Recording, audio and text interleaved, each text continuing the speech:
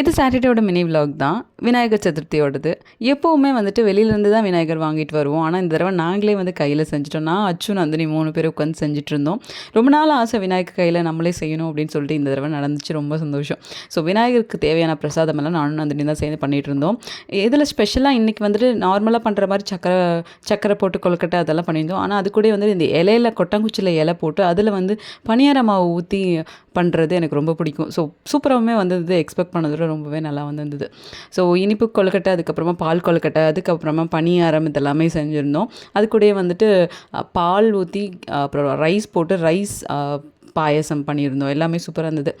கார்டன்லேயே வந்துட்டு இலை பறித்து அதிலே வந்துட்டு சாமிக்கு படைக்கவும் செஞ்சுட்டோம். அழகாக பிள்ளையாரும் ரெடி ஆகிட்டார். ரொம்பவே சூப்பராக இருந்தது. மனசுக்கு அவ்வளோ ஒரு சாட்டிஸ்ஃபேக்ஷனாக இருந்த ஒரு சதுர்த்தி மாதிரி இருந்துச்சு இது. அச்சு வந்து அவனோட பங்குக்கு நானும் வந்துட்டு ட்ராயிங் பண்ணுவேன்னு சொல்லிட்டு சூப்பராக ஒரு ட்ராயிங்கும் பண்ணியிருந்தேன். அவ்வளோதான்.